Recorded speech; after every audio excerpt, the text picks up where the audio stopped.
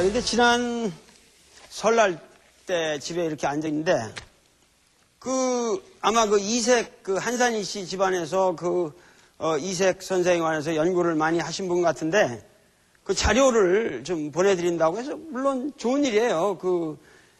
문중에서 나한테 이렇게 자료를 보내주는 건 좋은 일인데, 그러고 나서 보냈는데 이렇게 보냈어요. 근데, 내 호는 말이죠. 내 호는, 분명히 돌입니다. 근데 내가 이거를,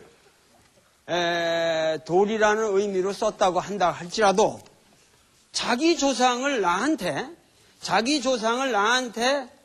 소개하기 위하고 우리 조상이 훌륭한 분입니다라는 거를 소개하는 사람이 남은 이렇게 호까지 바꿔가고, 남은 깔보면서 자기 조상만 위대하다고 생각하는 이런 멘탈리티가 여기 배어 있다 이 말이에요. 어떻게 나한테 돌멩이 박사님하고 보내냐 이 말이야. 이게 뭐냐면은 내가 이 한국 사상을 요번에 강의하면서 느끼는 게, 내가 지금 정도전을 강의를 해도 나는 정도전과 봉화종 씨하고 나는 관계가 없어요. 이색을 강의해도 나는 한산희 씨하고 관계 없어요. 문제는 뭐냐면 이미 역사화된 인간이고 우리 역사 속의 사람들이지 이 사람들이 문중의 사람들이 아니에요. 그러니까 우리는 이 역사적 인간들을 우리는 말하고 있는 거란 말이에요. 그런데 우리 한국 사상 사는 사람 나 옛날에 몰랐는데 내가 이번에 한국 사상사를 강의하려고 보니까 사방에서 한국 사상사 연구가자들이 얘기하기를 문중에서 씹어대는 통의 객관적인 연구가 안 된다 이거야. 사방에서 뭐 하나 문제가 되는 그 인물을 다루려면은 여기서 이 소리하고 저기서 하면서 고소하고 뭐가 그러니까 한국 사상이 안 된다 이거예요. 내가 이태계 후손이라는 걸 자랑을 하려면 그 의미는 뭐냐 하면은 내 이태계 후손이라는 걸 태계 선생을 자랑할 게 아니라 내가 태계 선생만큼 훌륭한 인격과 그런 삶의 자세를 가지고 있나 하는 거를 먼저 생각해 보라는 거예요. 그렇잖아요? 자기는 아무것도 아닌 녀석이 그런데 우리 조상이 퇴계라는 얘기만 하고 댕긴들 어떤 놈이 그놈을 통해서 퇴계를 숭배해요?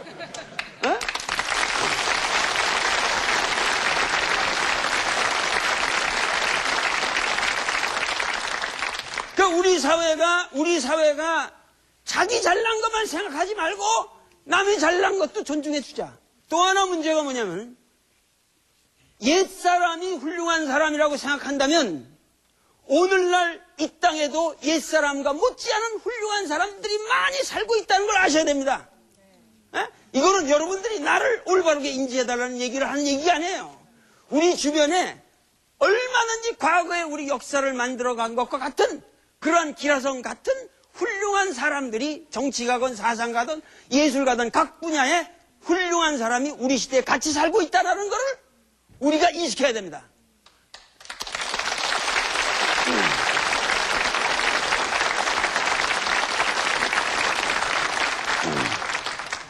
여러분들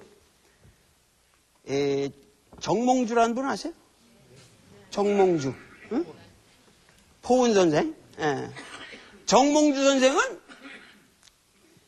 우리 삼봉 정도전 선생보다 나이가 닷새가 위에요.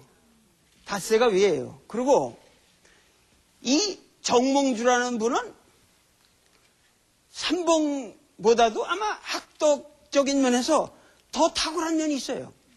그리고 포은 이 정몽주라는 분도 대단한 학자일 뿐만 아니라 지금 정도전 삼봉 선생이나 포은 선생 이런 사람들을 다 보면은 뭐냐면 두 분이 다 뭐냐면 문무를 겸비했어요. 이 정몽주 그러면 여러분들은 굉장히 이렇게 문신으로만 생각하는데 이 사람이 뭐 대마도 정벌도 나가고 뭐 하여튼 일본에도 여러 차례 가고 중국도 여러 번 차는데 아주 그 무장으로서도 대단한 사람들이에요. 이런 사람들이. 그러니까 문물을 다 겸비한 사람뿐만 아니라 학문이 아주 그 당시 성리학에 대한 중국 고전에 대한 이해가 엄청 탁월했어요. 그래서 사실은 이 삼봉 정도전이라는 사람이 이 성리학에 눈을 뜨게 되는 계기도 사실은 정몽주가 지도를 해줍니다. 그래가지고 거기서 그 심요살이를 하시면서 그때의 정몽주가 책을 하나 보내줘요. 그때 보내준 책이 맹자라는 책이라고. 그때. 그래서 이 양반이 거기서 맹자를 읽으면서 하루에 자기는 반 페이지도 하루에 반 페이지를 절대 남기지 않으면서 그걸 뜻을 생각하면서 읽었다고 그래요. 그렇게 맹자를 정독하고 거기서 그 맹자 사상이라고 하는 건 공자 사상하고 아주 달라요. 맹자 사상은 무서운 혁명 사상이 들어있어요, 거기에. 그래서 이 정도전이라는 사람이 그 혁명의 꿈을 키우게 되는데, 그런데 하여튼 그때 그 고려말 상황이라는 게 그 어느 정도냐 하면은 이 백성들의 삶이 가장 큰 문제. 지금도 결국은 이 정치라는 게 뭐냐면은 경제적 토대가 빈약하면 그 나라는 흔들려요. 항상. 그렇지 않습니까? 여러분들이 항상 정치에 대해서도 가장 민감하게 느끼는 게 경제란 말이에요. 그런데 이제 쉽게 얘기하면 고려말이 어느 상황이냐면은 옛날에는 물론 소장민들 있죠. 그 소장민이라는 거는 그 지주하고 땅 주인하고 소작하는 사람 사이에 뭐 최근까지도 반타작이었어요. 그거는. 먹으면 이제 소출을 하면 반씩 논아 갔잖아요. 땅 주인이 한 반 갖고 가고 이제 반적인데 이게 그 국가에서는 그 반타작하는 거는 건드리지 않아요. 그거는 지금 다른 문제고 국가에서는 그 토지의 소출에 하여튼 그 토지의 그 소출의 10분의 1을 세금으로 걷어갔다고. 그러니까는 어떤 의미에서 어떻게 되냐면은 경작하는 사람이 5를 갖고 그 다음에 지주가 4를 갖고 국가가 1을 갖는 셈이죠. 이해가 되시겠습니까? 그 땅에 이제 10분의 1을 국가가 갖고 가니까 그 5, 4, 1을 먹는 건데 옛날에 이게 그러니까 물물 교환 시대에 그 화폐가 별달하지 않았을 때 이 소출이 나면은 이거를 국가가 10분의 1을 세금으로 걷는다는 게 그 쉬운 일이겠어요. 그렇죠? 그 소출 양도 정확하게 잴 수가 없을 거고 그거를 국가가 뭐 그 세리가 다 당기면서 그 10분의 1을 걷어온다는 것도 그게 뭐 보통 일이 아닐 거란 말이에요. 그러니까 대개 이제 그 벼슬아치들한테 어느 구역은 그 복록이라는 게 네가 10분의 1을 받아먹으라 하고 주는 거예요.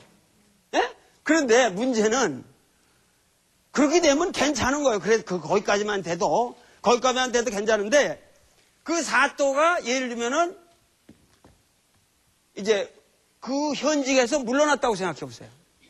예? 그럼 딴 사람이 임명해 와야 할 거 아니에요. 그러면 그 사또라는 직에서 그만뒀는데도 계속 받아먹는단 말이에요. 예? 거기서 그거를 그 다음 올 사람이 저기하고 자기는 이제 그 받아먹을 권한이 끝나야 되는데 옛날에 모든 적이라는 게 이 권세가문이라는 게 그걸 계속 받아먹는단 말이에요. 그럴 거 아니에요. 그러면 국가에서는 서류상으로 새로 임명되는 사람한테 또 그 받아먹을 10분의 1 받아먹을 권한을 줄 거 아니에요. 예? 이해가 되시죠? 그러면 그게 대대로 그러니까 여러분들 지금 과전법이니 이런 건 이제 역사학에 나오는 그런 개념들을 말해 아무리 그냥 역사학으로 이해가 안 될 거라고 이게. 그러니까 그러고 또 오니까 그놈들은 뭐냐면 계속 받아먹을 거 아니에요. 그리고 거기서 뭐냐면 이게 자기만 받아먹는 게 아니라 죽고 나면 또 그 아들이 받아먹는단 말이에요. 그 아들이 받아먹으면 손자가 받아먹는단 말이에요. 그러면 지금 우리 같으면 야, 그 손자 때 가면 물려도 될 것 같은데 옛날 인심이라는 게 뭐냐? 아, 이거 우리 할아버지 때부터 받아먹는 건데 당연한 거지. 그리고 주는 사람도 또 당연한 거로 생각하고 또 준단 말이에요. 그러면은 한 토지에 소작인은 똑같은데 한 토지에 그것이 뭐냐면 9명의 권리자가 있는 경우가 많다는 거예요. 에? 그러면 우리가 토지를 올해 만약 10마디 지어가지고 만약 열 마디 한 몇 가만이 나오죠? 10마디에서 한 30가만이 나왔다. 그러면 거기서 뭐냐면 10분의 9를 다 도둑질해 가는 거 아니에요. 에? 그럼 거기서 10분의 1 가지고 그렇게 뼈 빠지게 고생하고 그거 먹고 살 수 있냔 말이야. 그러면 당대 그 고려마을은 전부가 이 지경이었단 말이야. 에? 그러니까 이게 제일 큰 문제였는데 그거를 아무 누구도 바꿀 길이 없는 거야 지금. 에? 뭐냐면 전부 그걸 받아먹는 놈들은 그 받아먹을 권리를 포기합니까? 아, 이건 내 땅이라고 그러는 거야. 우리 할아버지 때부터 내려오는 건데 이거는 세서로 내가 받을 권리가 있는 사람인데 그럼 거기 가서 그 불쌍한 서민들만 족치는 거예요 지금. 에? 답정부의 전부 같은 사람이 그런 사람들이에요. 에? 그러니까 이런 것이 어떻게 하면 이거를 없애느냐 하는 게 지금 고려마을 개혁의 가장 중요한 거라고. 그러니까 삼봉 정도전 삼봉은 뭐냐면은 이런 지경까지 왔으니까 이거 안 되겠다 그러고 토지를 완전히 국가에서 전체를 몰수해가지고 경작자들한테 균등하게 분배하자는 거예요. 그러니까 완벽한 토지 공개념을 처음 생각한 사람이에요. 그런데 그게 현실적으로 쉬우냐 말이에요. 에? 어떻게 토지를 생으로 전국에 있는 그 토지를 국가가 몰수를 하느냐 말이야. 이해가 가요? 그런데 조준 같은 사람은 그게 현실적으로 어려우니까 뭐냐 하면은 현직 관리 외에는 받아먹을 수 있는 권리를 전부 없애자. 그 현직인 사람을 그거를 과전이라고 그런다고. 그러니까 과전만 살리자. 이게 과전법이라고. 그런 그 개혁을 아주 도왔던 사람, 그 개혁을 이 사회는 분명히 개혁돼야 된다고 믿었던 사람이 누구냐면은 그 대표적인 인물이 정몽주가 그 대표적인 인물 중에 하나예요. 고려마을에. 이해가 가십니까? 네. 그래가지고 자기 후배인 삼봉이 굉장히 똑똑하고 그러니까 기른 거예요. 그런데 이제 이 삼봉은 유배를 가잖아요. 유배를 갔다가 그런 과정에서도 뭐냐면 여러 가지 핍박을 받고 그러지만은 이 삼봉을 갖다가 이성계와 만나게 해주는 것도 정몽주가 만나게 해줍니다. 아시겠습니까? 예. 그 포은 선생이 다리를 놔요. 그래서 함경도로 찾아가서 몰래 그 어느 막사에서 그 이성계를 만났는데 그때 삼봉은 아주 구체적인 혁명안을 내놨던 것 같아요. 도저히 지금 이 현 체제로는 안 됩니다. 그러니까 이거를 근원적으로 갈아봅시다. 상당히 무서운 얘기죠. 그 당시 젊은 정도전은 그렇게 나간 거예요. 그런데 그 정몽주는 그러한 계획에 초기에는 찬동을 해요. 그래가지고 개혁을 밀어나가지만은 결국 막판에 가서 뭐냐면은 475년을 유지해온 고려 왕조를 갈아엎는다는 거기에 가서는 정몽주는 어떻게 되는 거예요? 거기까지는 내가 곤란하다. 그것까지 내가 뒤엎을 수는 없다. 그러면 삼봉의 입장에서 포원한테 형님 5살 위니까 형님 그럼 대안이 뭐예요? 어떻게 하시겠어? 아마 포원도 대답은 없었을 거예요. 대답은 없어요. 그러나 나는 이 고려 왕조의 충신으로서 이 고려 왕조를 살려보려고 나는 노력했고 개혁을 하려고 했던 사람인데 새로운 왕조가 어떻게 될지도 모르는데 내가 거기까지 나갈 수 없다. 정도전은 형님 그러면 당신과 나는 결별이요 그랬겠죠. 그러니까는 오히려 그 사랑했던 자기 동생과 같은 이 포우는 삼봉을 죽이려고 그래요. 응? 이거 위험하다. 이거 이 지경까지 가면 이거 곤란하다. 그런데 삼봉 입장에서는 개혁을 완성하려면 도저히 고려말 체제 가지고는 안 된다는 거예요. 예? 안 된다는 거예요. 여기에 엄청난 시대적 갈등이 있는 거예요. 그럼 이 고민은 오늘 우리 시대를 살아가는 여러분들에게 똑같이 있는 고민이라고. 예? 똑같이 있는 고민이라고 이게. 예? 이제 자 보세요. 그런데 그 이방원이라는 사람은 아주 맹랑한 사람이죠. 아주 그 열렬한 혁명하죠. 아주 그 촉할밖에 없는 사람이에요. 그 사람은. 그러니까 이 새끼들이 이게 지금 어느 시절인데 말이야. 이게 다 일 저지러 놓고 이렇게 개판치 죽이냐. 그리고 자기 아버지를 그냥 모셔온다고. 개성에 모셔다 놓고 그러니까는 그 떠보려고 정몽주가 그 문안들이러 왔다?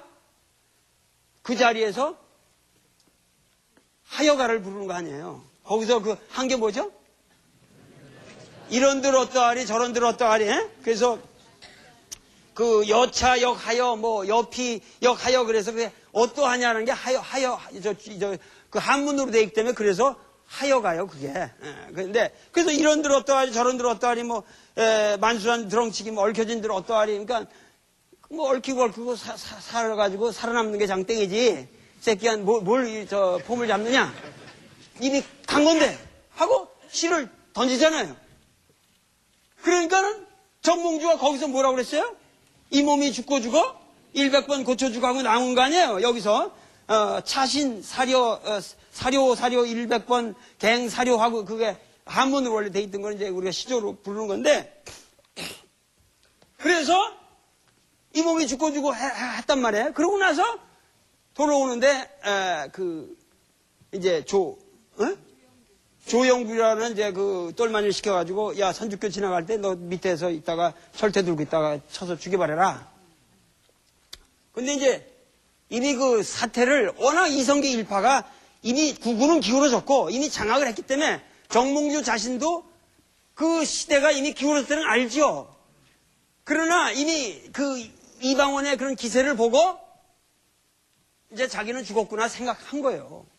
그래서 자기 죽음이나 자기가 이미 죽을 몸이라는 걸 예견한 정몽주는 자기 그 비참한 최후를 마다하고 그 운명을 받아들이면서 그 선주교를 지나가는 겁니다. 제가 그 선주교를 가봤어요. 최근에 거기를 가보고 그 길을 다 제가 가봤습니다. 근데 거기 물론 이제 빗자국이 남아 있다고 그러는데 거기 이제 붉은 이런 빗자국이 있어요. 지금도 그게 뭐 광물 돌에 이제 박혀 있는 광물이 좀 그런지 몰라도 하여튼 그렇게 돼 있다고. 근데 그래 우리가 지금 생각해 보세요. 여러분들 머릿속에 상식적인 머릿속에 정몽주는 훌륭한 사람이에요? 어떤 사람이에요? 우리 심상에 굉장히 훌륭한 분이죠. 정몽주 그러면은 정말 일편단심의 그런 충조를 과시한 훌륭한 분이라고 우리가 생각을 하고 있습니다. 그런데 그 당시 상황에서 뭐냐면은 그분은 어디까지나 구질서를 지킨 사람이에요. 그죠? 그리고 자 보세요. 삼봉은 물론 정몽주와 그렇게 서로 사랑하는 아주 친한 친구였고 형님 아우 사이였고 어떠한 혁명의 동지였습니다. 그러나 여기서 이 두 사람이 갈라지는데 지금 우리 마음속에 말이에요. 현재 내가 지금 생각하는 거는 뭐냐면 여러분들 마음속에 정몽주는 훌륭한 사람이 훌륭한 사람 아니에요. 아주 훌륭한 분이죠. 그런데 삼봉 정도전은 훌륭한 사람이 훌륭한 사람 아니에요. 훌륭합니다. 네? 이게 말이죠. 최소한 이 강의를 들으시는 모든 국민 여러분들 마음속에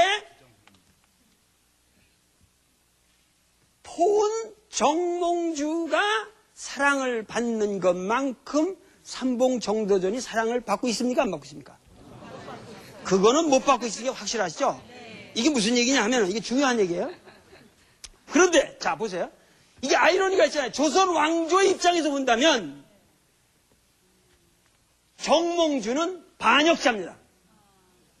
그죠? 우리의 정통은 지금 조선 왕조입니다. 조선 왕조를 새로 세웠고 유학을 본의로 하는 새로운 문명을 건설했기 때문에 오늘 우리가 있는 겁니다. 그러면 당연히 그 조선 왕조의 적통상 누구를 더 인정해야 됩니까? 당연히 정도전이죠. 삼봉 정도전입니다. 그런데 역사는 재밌습니다. 뭐냐면 역사가 바뀌어서 혁명에 성공하고 나면서 혁명의 결과를 따먹은 권력자들은 그 새로 성립한 조선 왕조에 대해서 삼봉이 필요합니까? 포은이 필요합니까? 또다시 포은이 필요한 겁니다. 예? 아시겠습니까? 또다시 너희들은 나한테 죽음을 죽을지언정 포은 정몽주와 같이 충절을 다하는 인간들이 되어라 하면서 삼봉은 반역도로 몰리는 겁니다. 예? 이해가 돼요? 여기에 말이죠. 우리가 역사를 보는 굉장히 중요한 문제가 걸려 있습니다. 이게. 예? 그러니까 정몽주는 조선 왕조로 볼 때는 역적입니다. 고려 왕조로 볼 때는 물론 충신입니다. 그러나 조선 왕조로 볼 때 진짜 충신은 삼봉 정도전이죠. 그러나 조선 왕조의 삼봉 정도전의 평가는 형편없습니다. 이거는 너무도 억울한 일이라 이 말이야. 왜 억울하냐 하면은 자 보세요. 정몽주나 정도전이나 동일한 개혁 성향의 훌륭한 인물들이었어요. 그리고 둘 다 똑같이 이방원에게 주었어요. 둘 다 똑같이 같은 나이에 둘 다 비슷한 나이에 같이 죽는다고. 그런데 이 포은 정몽주는 뭐냐면은 그 자기의 그 사회에 대한 개혁에 대해서 헌신하다가 거기서 충절을 지키고 죽은 사람으로 추앙을 받지만 삼봉 정도전은 마치 권력투쟁에서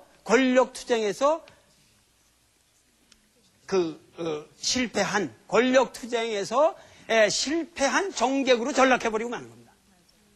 그리고 그에 대한 평가는 모반이고 반역으로 되는 겁니다. 바로 이러한 조선 왕조 초기의 평가에 따라서 이조실록도 만들어진 것이고 모든 역사가 쓰여진 거고 이것이 바로 조선 왕조를 낙후시키고 조선 왕조의 보수적인 성격을 규정한 겁니다. 무슨 얘기냐면은 포은 정몽주를 우리가 사랑한다면은 그 자기의 신념에 따라서 그렇게 끝까지 헌신한 사람이라면 삼봉 정도전 또한 아시겠어요? 삼봉 정도전 또한 자기 신념에 끝까지 헌신하다가 죽은 사람입니다. 그죠? 결코 권력투쟁에서 떨어진 그 낙후한 그러한 패배한 패배자는 아니올시다.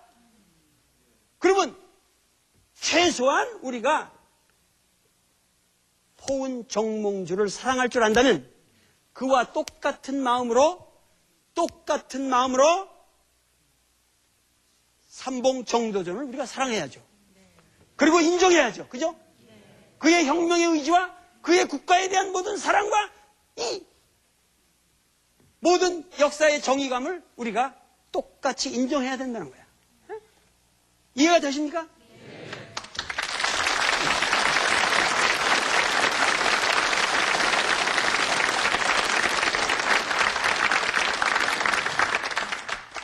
지금 그래서 내가 삼봉 정도전을 강의하고 있는 겁니다. 왜냐? 삼봉은 최소한 이렇게 썩은 뿌리에서 하나도 건질 게 없다는 거예요. 지금 고려말 상황에 있어. 그래서 정몽주 형님 이거 도저히 안 됩니다. 이거 도저히 이건 안 되는 겁니다. 그래도 정몽주는 야, 나는 거기까지 갈 수는 없다. 에? 여기에 그 기묘한 이 역사에 지금 문제가 있어요.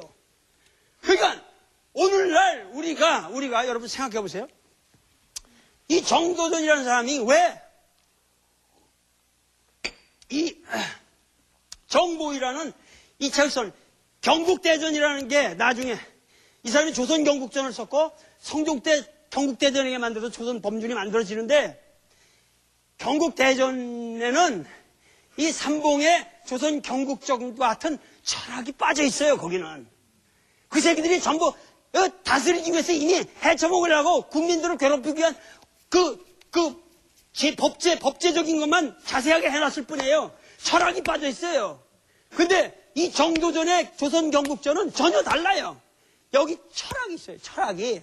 근데 그 철학은 철저하게 민본주의적인 것이고 철저하게 개혁적인 겁니다. 그리고 왕권을 철저하게 제약시키려는 거고 너희들 왕이 함부로 하면 안 된다는 거예요. 여러분들 민주주의를 얘기한단 말이에요. 우리가 민주를 얘기하지만은 민주라는 거 이거 웃기는 거라고. 에? 마치 여러분 민주 그러면 히랍 사상에부터 데모크라시가 나타났다. 웃기는 얘기예요. 에? 히랍의 민주주의라는 거는 아테네의 시민 그것만에 국한된 겁니다. 에?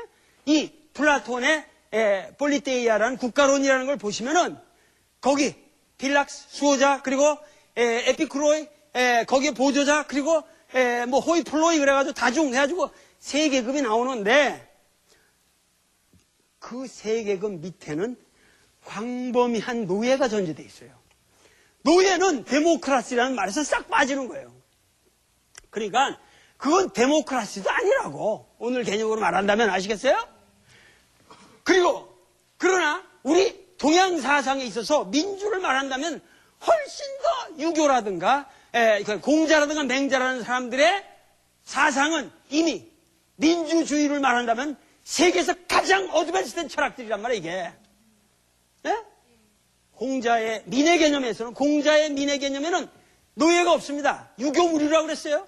교육을 시키는데 무슨 유가 있냐 이 말이에요. 네? 그러니까 공자나 맹자는 철저한 민본주의 사상인데 단지 우리가 알아야 될 거는 단지 뭐냐면은 단지 민의를 그 민의 보편적인 도덕성을 우리 동양 문화가 이 세계에서 가장 일찍 확보를 한 문명인데 단지 뭐냐 하면은 이 민의를 반영하는 제도적 장치가 없었다는 거예요. 네? 그것이 가장 결정적인 문제예요. 그러니까 서양에서는 마그나 카르타를 동시에 하면서 영국에서 뭐냐면 귀족들이 왕권을 제약하는 겁니다. 그러나 마그나 카르타라는 것도 말이죠. 민주주의 헌법이 아니에요. 그거는 귀족들이 왕권을 제약하는 내 재산 니들이 왕 보고 말하면 내 재산 함부로 뺏어가지 말라는 얘기예요. 그거는. 거기는 민의 개념이 빠져 있어요. 진정해서 민주주의 헌법이 아니라고 그런 것들이 다. 그런데 비해서 우리가 지금 하려는 삼봉의 이 정보인은 철저한 민본 사상이 있단 말이에요. 철저한 민본 사상이 있고 오늘날 우리 민족은 이 서양에서 선거라는 제도를 우리가 들여왔습니다. 그래가지고 불과 50년 만에 불과 반세기 만에 누구도 건드릴 수 없는 객관적인 체제를 우리가 확보를 했어요. 이미 선거는. 그죠? 이거는 세계 역사상 서구락파 역사에서 선거라는 제도를 수출해가지고 이렇게 빠른 시기에 한 나라에 정착된 유례가 없습니다. 그러니까 이렇게 될 수 있는 게 뭐냐? 우리에게 원래 민주주의가 깔려있던 거예요. 깔려있었던 거예요. 이것이 삼봉 정도전의 사상에서부터 이미 확보되어 있던 거예요. 근데 문제는 뭐냐면 오늘 우리 사회를 우리가 하는 거는 여러분들 민주라는 말에 속지 말란 말이에요. 민주라는 거는 훨씬 우리가 갖고 있는 전통이고 우리가 세계 어느 민족보다도 앞서가 있는 민주적 전통을 가진 민족이란 말이에요. 그런데 이 민주라는 말을 항상 위장해서 나타나는 정치인들을 믿지 마세요. 왜냐하면 민주라는 말은 너무 애매해요. 그리고 민주라는 말은 그것은 항상 위장하기가 쉽습니다. 애매하고 추상적이기 때문에. 국민들을 기만하기 쉬운 말이에요. 그리고 민주라는 건 역사의 목표가 될 수가 없어요. 민주라는 것은 우리나라를 다스리는 방법론에 관한 겁니다. 모든 사람들에게 기회의 균등을 줘야 된다든가, 민의가 반영돼서 대통령을 뽑는 어떤 제도가 있어야 한다든가, 우리가 이러한 민주라는 제도를 통해서 무엇을 하려고 하느냐, 무엇을 우리가 우리 역사에서 성취하려고 하느냐가 중요한 것이란 말이에요. 그런데 오늘 우리에게 남아있는 과제는 지금 삼봉이나 그 포원이나 똑같이 당면했던 단 하나의 문제예요. 우리 역사의 목표는 민주가 아닙니다. 우리 역사의 목표가 뭔지 아세요? 반부패라고. 반부패. 네?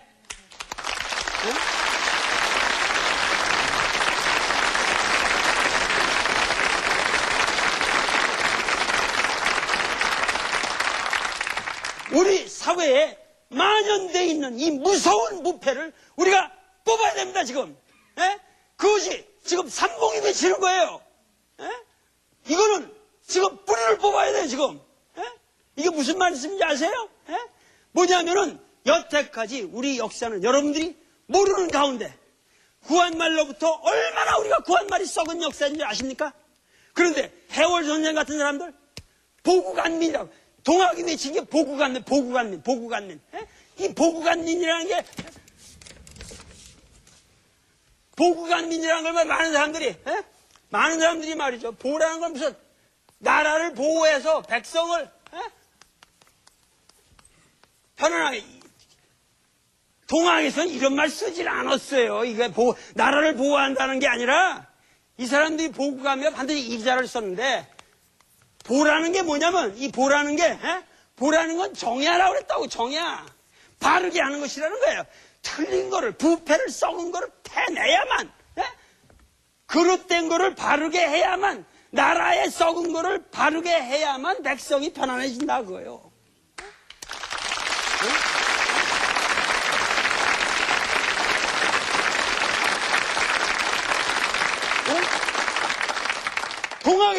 동학에 외치면 위세로부터 우리 나라를 보호하겠다는 게 아니에요. 그들은 뭐냐면 우리 사회가 썩었다, 이건 잘못됐다, 이건 근원적으로 우리가 살아올던 모든 사고방식과 생활방식이 잘못됐다, 왕정이 잘못된 것이다, 이거 뒤엎어야 된다. 그래서 이걸 다시 개벽, 문명을 다시 만들자고 그랬어요. 문명을 다시 만들자고. 무슨 왕조를 다시 만들고 이런 수준이 아니라고 지금 동학하는 사람들이. 문명을 다시 만들려는 그런 자각을 수훈 선생이 했던 거고. 근데 여기서 짓밟히면서 조선 일제 식민지의 썩은 새끼들이 저기하고, 거기서 썩은 새끼들이 해방 후 또 썩은 새끼들이 지배를 하고, 그 썩은 새끼들이 독재하고, 그 썩은 새끼들이 지금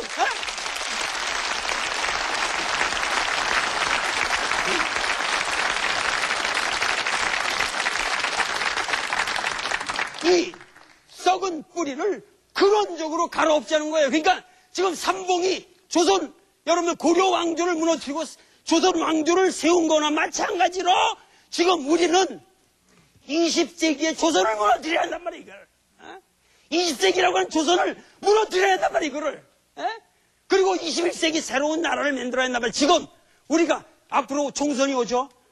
이거는 우리 국민이, 우리 민중이, 우리 역사의 진로를 구조적으로 결정할 수 있는 중요한 기회예요, 지금.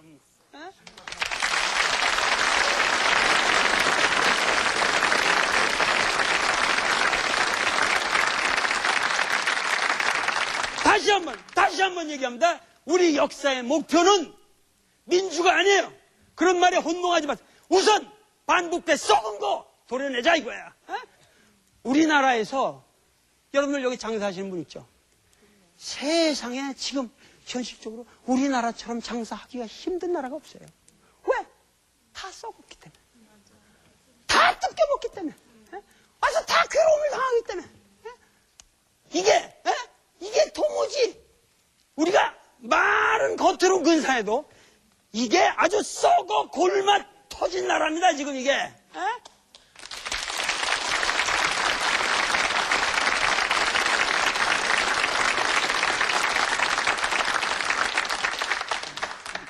그래서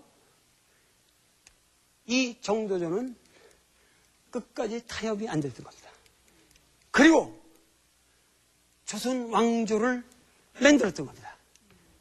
자기가 왕이 된 것도 아니고 이성계를 옹립하고 그 이성계를 통한 왕위를 어떻게 규정해서 이거를 가지고 새로운 우리 민중의 사회를 만드느냐 하는 것을 고민했던 사람이에요. 여러분들 이밥이란 말 알죠? 우리 이밥이란 말, 쌀밥이라는 말. 쌀밥은 이밥이라고 그러잖아요. 그게 뭔 말인지 아세요? 그게 그 당시 이성계의 개혁이 성적을 해가지고 그 쌀을 못 먹던 사람이 쌀만 먹으면서 감격해서 이밥이라고 그랬던 거예요. 예? 그렇게 조선 왕조에 어떤 새로운 기운을 준 거예요. 그리고 그것이 삼봉정도전이라는 사람이 한 거예요. 그런 거를. 예? 예? 그 이밥을 먹을 수 있는 세상을 만들어 준 거예요.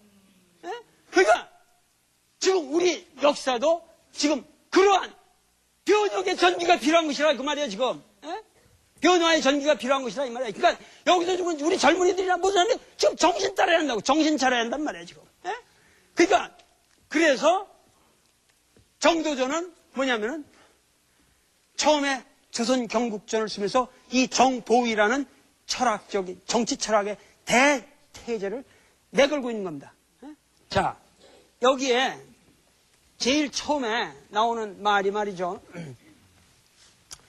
이 양반이 처음에 인용하는 것이 조선 경국전에 최초로 인용하는 게 주역계사 하편에 나오는 주역계사, 주역이라는 문헌의 계사에 나오는 말을 인용하고 있습니다. 그런데 이 주역에 나오는 첫 마디가 뭐라고 그러냐면은 주역에는 이렇게 나가요. 처음에 천지지 대덕활생이라고 그러거든요.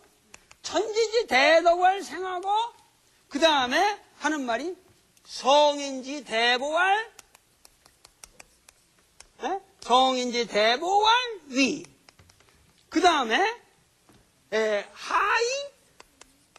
하이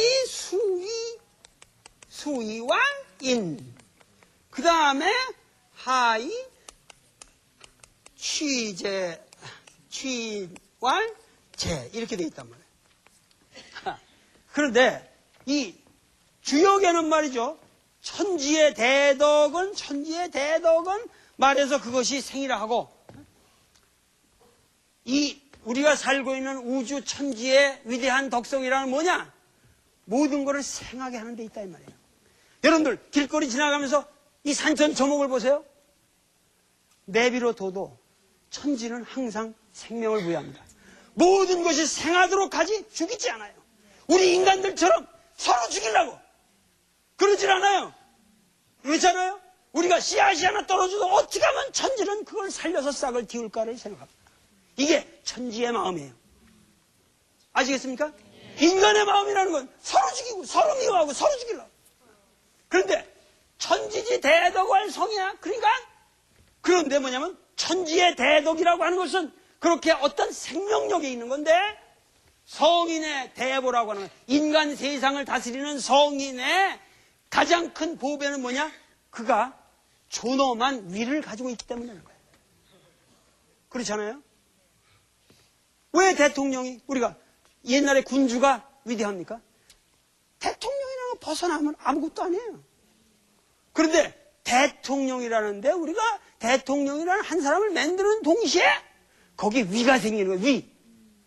그 위 때문에 세가 생기는 거예요. 권력이 생기는 거라고. 아시겠어요? 그거 무서운 거란 말이에요. 그게 위. 그런데 어떻게 왜 이 위는 어떻게 지키느냐? 에? 그 위라는 걸 어떻게 지키느냐? 그거는 인으로만 지킬 수 있다는 거예요. 인이라는 건 뭔지 아세요? 인이라는 거는 국민, 백성들, 국민들의 마음이 뭐냐면 항상 천지의 대덕처럼 이렇게 생생할 수 있도록 돌아가게 하는 것이 이네요. 우리 마음이 죽어가면은 성인이 필요 없죠. 정치가 필요 없죠. 국가가 필요 없죠. 법률이 필요 없어요. 다 필요 없어요. 그렇잖아요? 우리 마음이 천지지심처럼 살아갈 수 있을 때, 생명력을 가질 수 있을 때 그것이 우리가 인해지는 거란 말이에요. 아시겠어요? 네? 그리고 어떻게 해서 우리가 사람을 모으느냐? 그거는 돈이 있어야 된다는 거죠. 네? 그런데 이 문구에서 재미난 건 뭐냐면 당연히 천지가 먼저 오고 그 다음에 성인이 오고 이거는 두 개가 대귀예요. 대귀인데 이 정도전이라는 분이 처음에 이거를 인용하는 방식을 보세요. 제일 먼저 천진이 대도갈상 그랬어요? 이 과감하게 주역이라고 하는 그 위대한 중국의 고전을 정도전은 우습게 자기 마음대로 칼질하는 겁니다.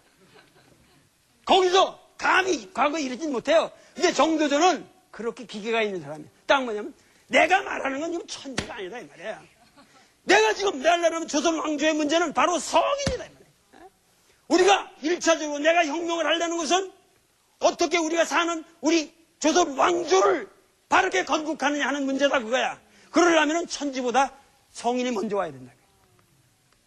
이해가 되십니까? 그래서 이거를 인용하는 거예요. 성인지 대보왈위. 자, 이성계. 당신이 지금 임금이 되었어. 당신은 이러한 위대한 위를 가졌어. 그 다음에 뭐냐면 인용하는 게 이 위를 가지는 그 위는 뭐가 돼요? 그 위를 어떻게 지킬 수 있다고 그랬어요? 인으로만 지킬 수 있다고 그랬죠? 그래서 여기서 이거는 빼버려요, 이 사람은. 이런 그 대꾸를 이렇게 잘라버릴 수가 없는 거예요. 잘라버리고 이거를 갖다가 요 사이에다 집어넣는 거야. 에? 아시겠습니까? 성인의 대보는 위인데 그 위를 어떻게 지키느냐? 그거를 지키는 것은 인이다. 즉 뭐냐면 당신이 누구든지 이 나라를 다스리려고 하는 사람들은 위를 가졌기 때문에 당신들이 다스릴 수 있는 건데 그 위를 어떻게 지키느냐? 백성들의 인한 마음을 얻어라 이 말이에요.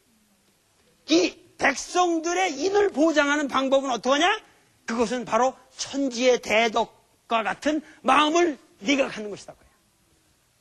아시겠어요? 그러니까 우리가 이 국가를 앞으로 만들어가는 가장 중요한 근본은 무엇이냐? 우리 모든 문명이 인하게 생생해야 된다고. 생하고 또 생해야 된다고. 그러니까 오늘날 우리 사회가 너무 지금 여러분들이 비관적으로 생각할지 모르겠으나 우리 사회가 뭐냐면 모든 것이 생생하도록. 그래서 주역이라는 역이라는 말 있잖아요. 역이라는 걸 뭐라 그랬어요? 생생지위역이라고 그랬어요. 이 천지가 생하고 생한다. 끊임없이 생성하는 그 모습이 바로 역이다 그랬어요. 주역할 때 역이라는 건 뭐냐면 천지가 생생하는 것이다. 그러니까 어떻게 되느냐?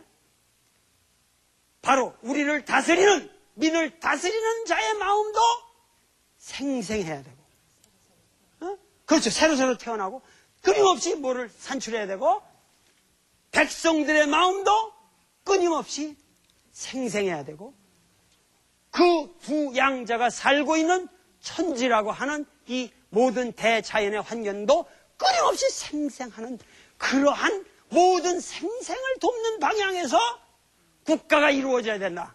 그런데 우리 고려왕조는 모든 것을 죽이는 데서만 이루어졌다. 이거를 이 파라다임을 근본적으로 바꿔야 된다. 이것이 내가 말하는 혁명이다. 이것이 말하는 새로운 왕조의 모습이다. 자, 우리의 20세기, 19세기, 20세기, 우리는 19세기, 20세기는 기억이 있습니다. 우리 민족에. 근데 이 19세기와 20세기는 뭐냐? 철저하게 서로를 죽이는 두 세기였어요. 이제는 우리가 왜 내가 이 시간에 삼봉 정도들을 얘기합니까? 이것은 이제는 우리가 끊임없이 우리 문명이 새로운 모습으로 태어나고 생성하는 그러한 세계를 만들기 위해서 여러분들, 우리는 이 자리에서 이렇게 모여서, 이건 단순한 강의가 아니라 우리 역사에 새로운 혁명을 꾀하려는 겁니다. 어떠한 새로운 가치관을 확대하려는 겁니다. 그리고 이것은 단순한 강의의 문제가 아니라 매일매일 살아가는 우리 삶의 모습에 가는 것입니다. 요 다음에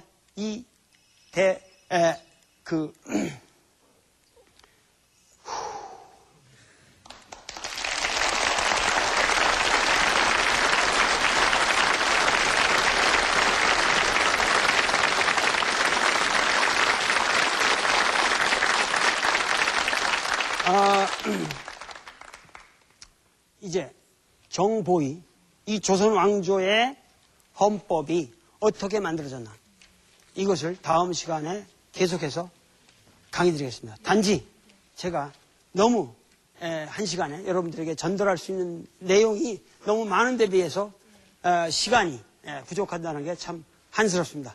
감사합니다.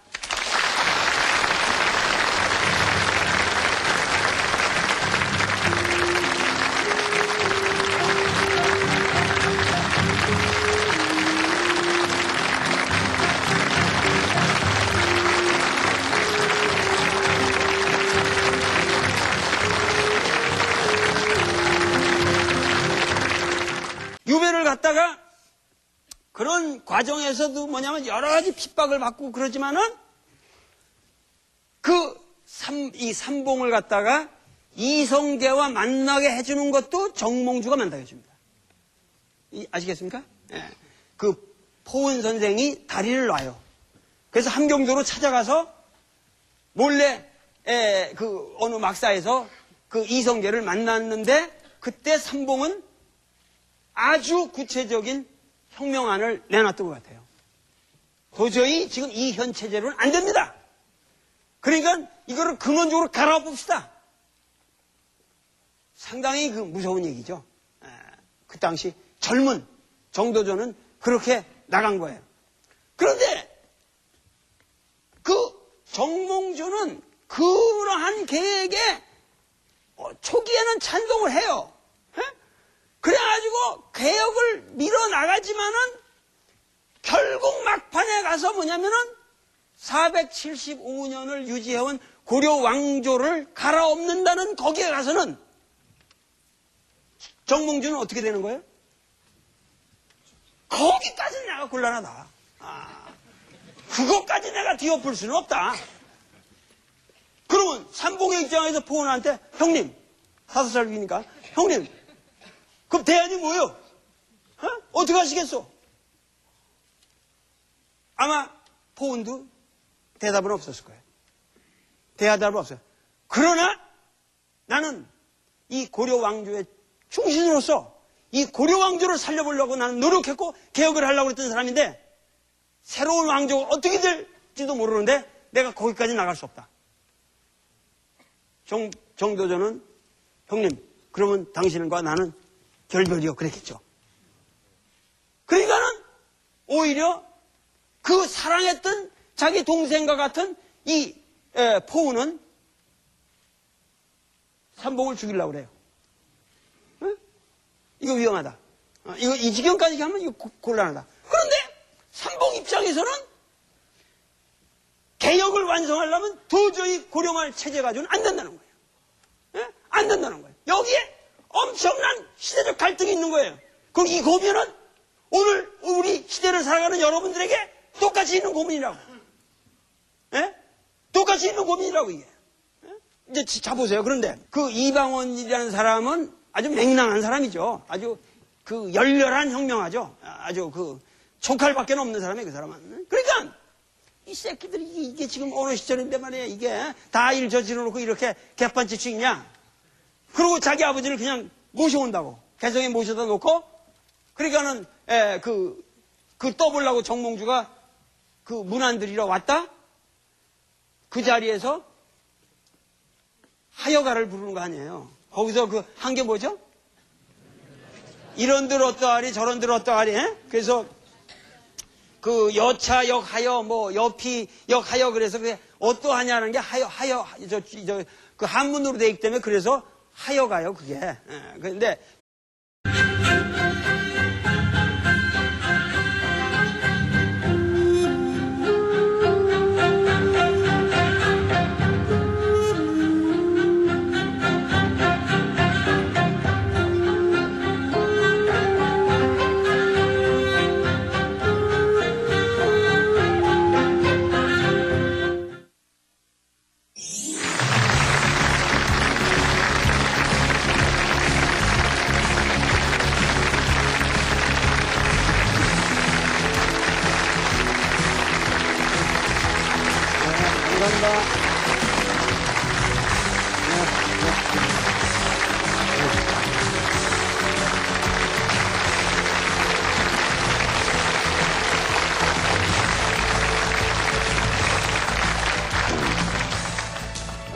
근데 지난 설날 때 집에 이렇게 앉아있는데, 아마 이색, 한산희 씨 집안에서 이색 선생에 관해서 연구를 많이 하신 분 같은데, 그 자료를 좀 보내드린다고 해서, 물론 좋은 일이에요.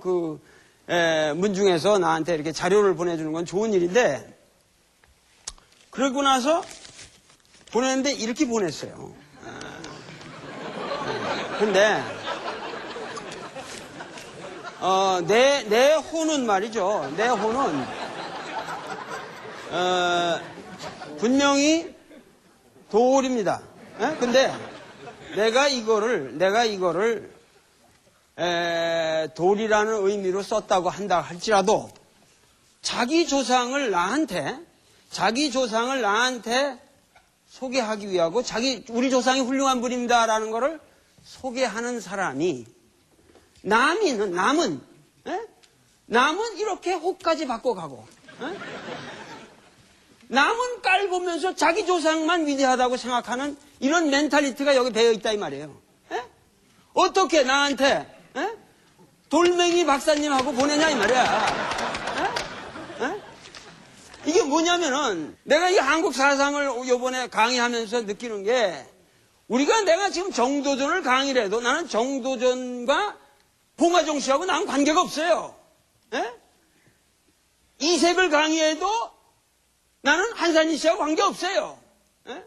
문제는 뭐냐면 이미 역사화된 인간이고 우리 역사 속의 사람들이지 이 사람들이 문중의 사람들이 아니에요. 그러니까 우리는 이 역사적 인간들을 우리는 말하고 있는 거란 말이에요. 그런데 우리 한국 사상 잘하는 사람 나 옛날에 몰랐는데 내가 이번에 한국 사상사를 강의하려고 보니까 사방에서 한국 사상사 연구가자들이 얘기하기를 문중에서 씹어대는 통의 객관적인 연구가 안 된다 이거야. 사방에서 뭐 하나 문제가 되는 그 인물을 다루려면은 여기서 이 소리하고 저기서 하면서 고소하고 뭐가 지금 그러니까 한국 사상이 안 된다 이거예요. 내가 이택의 후손이라는 걸 자랑을 하려면 그 의미는 뭐냐 하면은 내 이택의 후손이라는 걸 태계 선생을 자랑할 게 아니라 내가 태계 선생만큼 이 정도전이라는 사람이 그 혁명의 꿈을 키우게 되는데, 그런데 하여튼 그때 고려말 상황이라는 게 어느 정도냐 하면은 이 백성들의 삶이 가장 큰 문제. 지금도 결국은 이 정치라는 게 뭐냐면은 경제적 토대가 빈약하면 그 나라는 흔들려요. 항상. 그렇지 않습니까? 여러분들이 항상 정치에 대해서도 가장 민감하게 느끼는 게 경제란 말이에요. 그런데 이제 쉽게 얘기하면 고려말이 어느 상황이냐면은 옛날에는 물론 소장민들 있죠. 그 소장민이라는 거는 그 지주하고 땅 주인하고 소작하는 사람 사이에 뭐 최근까지도 반타작이었어요. 그거는. 먹으면 이제 소출을 하면 반씩 논아 갔잖아요. 땅 주인이 반 갖고 가고 이제 반적인데 이게 국가에서는 그 반타작하는 거는 건드리지 않아요. 그거는 지금 다른 문제고, 국가에서는 그 토지의 소출에 하여튼 그 토지의 소출의 10분의 1을 세금으로 걷어갔다고. 그러니까는 어떤 의미에서 어떻게 되냐면은 경작하는 사람이 오를 갖고 그 다음에 지주가 사를 갖고 국가가 일을 갖는 셈이죠. 이해가 되시겠습니까?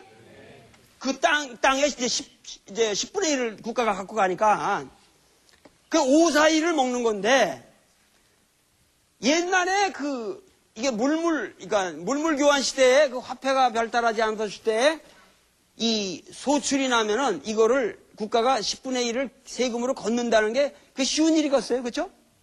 그 소출 양도 정확하게 잴 수가 없을 거고 그거를 국가가 그 세리가 다 당기면서 그 10분의 1을 걷어온다는 것도 그게 뭐 보통 일이 아닐 거란 말이에요. 그러니까 대개 이제 그 벼슬아치들한테 어느 구역은 그 복록이라는 게 네가 10분의 1을 받아먹으라 하고 주는 거예요. 예? 그런데 문제는 그렇게 되면 괜찮은 거예요. 그래서 거기까지만 돼도 괜찮은데 그 사또가 예를 들면은 이제 그 현직에서 물러났다고 생각해 보세요. 예? 그럼 딴 사람이 임명해 와야 할 거 아니에요. 그러면 그 사또라는 직에서 그만뒀는데도 계속 받아먹는단 말이에요. 예? 거기서 그거를 그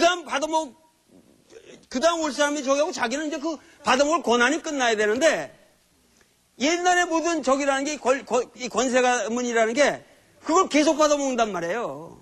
그럴 거 아니에요. 그러면 국가에서는 서류상으로 새로 임명되는 사람한테 또 받아먹을 10분의 1 받아먹을 권한을 줄 거 아니에요. 예? 이해가 되시죠? 그러면 그게 대대로, 그러니까 여러분들 지금 과전법이니 이런 건 이제 역사학에 나오는 그런 개념들 말에 아무리 그냥 역사학으로 이해가 안 될 거라고 이게. 그러니까, 그러고 그러니까 그놈들은 뭐냐면 계속 받아먹을 거 아니에요. 그리고 거기서 뭐냐면 이게 자기만 받아먹는 게 아니라 죽고 나면 또 그 아들이 받아먹는단 말이에요. 그 아들이 받아먹으면 손자가 받아먹는단 말이에요. 그러면 지금 우리 같으면 야, 그 손자 때 가면 물려도 될 것 같은데 옛날 인심이라는 게 뭐냐? 이거 우리 할아버지 때부터 받아먹는 건데 당연한 거지. 그리고 주는 사람도 또 당연한 거로 생각하고 또 준단 말이에요. 그러면은 한 토지에 소작 있는 똑같은데 한 토지에 그것이 뭐냐면 9명의 권리자가 있는 경우가 많다는 거예요. 에? 그러면 우리가 토지를 올해 만약 10마지 지어가지고 만약 열마지는 한 몇 가만이 나오죠? 10마지에서 한 30가만이 나왔다. 그러면 거기서 뭐냐면 10분의 9를 다 도둑질해 가는 거 아니에요. 에? 거기서 10분의 1 가지고 그렇게 뼈 빠지게 고생하고 그거 먹고 살 수 있냔 말이야. 그러면 당대 고려마을은 전부가 이 지경이었단 말이야. 에? 그러니까 이게 제일 큰 문제였는데 그거를 아무 누구도 바꿀 길이 없는 거야 지금. 에? 뭐냐면 전부 그거 받아먹는 놈들은 그 받아먹을 권리를 포기합니까? 이건 내 땅이라고 그러는 거야. 우리 할아버지 때부터 내려오는 건데 이거는 세서로 내가 봐도 권리가 있는 사람인데 그럼 거기 가서 그 불쌍한 서민들만 족치는 거예요 지금. 에? 답전부의 전부 같은 사람이 그런 사람들이에요. 에? 그러니까 이런 것이 어떻게 하면 이거를 없애느냐 하는 게 지금 고려말 개혁의 가장 중요한 거라고. 그러니까 삼봉 정도전 삼봉은 뭐냐면은 이런 지경까지 왔으니까 이거 안 되겠다 그러고 토지를 완전히 국가에서 전체를 몰수해가지고 경작자들한테 균등하게 분배하자는 거예요. 그러니까 완벽한 토지 공개념을 처음 생각한 사람이에요. 그런데 그게 현실적으로 쉬우냐 말이에요. 에? 어떻게 토지를 생으로 전국에 있는 그 토지를 국가가 몰수를 하느냐 말이야. 이해가 가요? 그런데 조준 같은 사람은 그게 현실적으로 어려우니까 뭐냐 하면은 현직 관리 외에는 받아먹을 수 있는 권리를 전부 없애자. 그 현직 인 사람을 그거를 과전이라고 그런다고. 그러니까 과전만 살리자. 이게 과전법이라고. 그런 거, 그 개혁을 아주 도왔던 사람, 그 개혁을 이 사회는 분명히 개혁돼야 된다고 믿었던 사람이 누구냐면은 그 대표적인 인물이 정몽주가 그 대표적인 인물 중에 하나예요. 고려 말에. 이해가 가십니까? 그래가지고 자기 후배인 삼봉이 굉장히 똑똑하고 그러니까 기른 거예요. 그런데 이제 이 삼봉은 유배를 가잖아요. 훌륭한 인격과 그런 삶의 자세를 가지고 있나 하는 거를 먼저 생각해 보라는 거예요. 그렇잖아요? 자기는 아무것도 아닌 녀석이 안 그런데 우리 조상이 퇴계라는 얘기만 하고 댕긴들 어떤 놈이 그 놈을 통해서 퇴계를 숭배해요?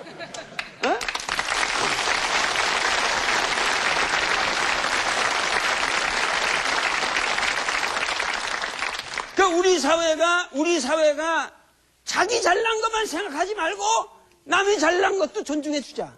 또 하나 문제가 뭐냐면 옛사람이 훌륭한 사람이라고 생각한다면 오늘날 이 땅에도 옛사람과 못지않은 훌륭한 사람들이 많이 살고 있다는 걸 아셔야 됩니다. 이거는 여러분들이 나를 올바르게 인지해달라는 얘기를 하는 얘기가 아니에요. 우리 주변에 얼마든지 과거에 우리 역사를 만들어간 것과 같은 그러한 기라성 같은 훌륭한 사람들이 정치가건 사상가든 예술가든 각 분야에 훌륭한 사람이 우리 시대에 같이 살고 있다는 것을 우리가 인식해야 됩니다.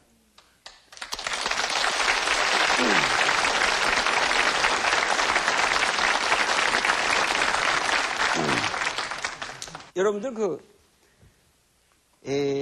정몽주라는 분 아세요? 정몽주. 응? 포은 선생. 정몽주 선생은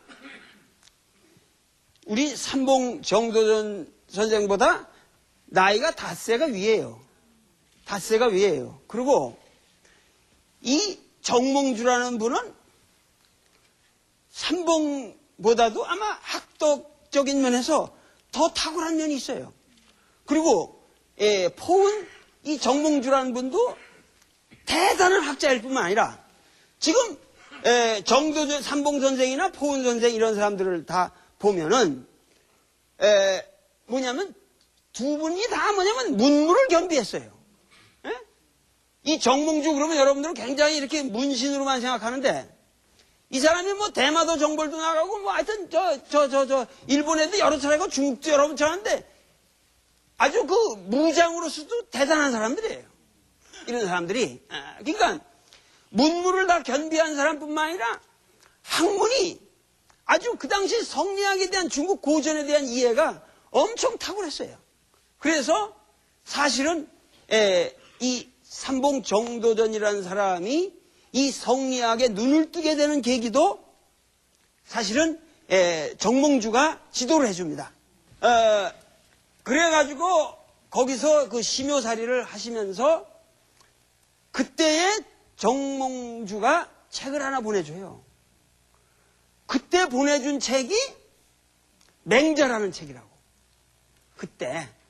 그래서 이 양반이 거기서 맹자를 읽으면서 하루에 자기는 반 페이지도 하루에 반 페이지를 절대 남기지 않으면서 그걸 뜻을 생각하면서 읽었다고 그래요.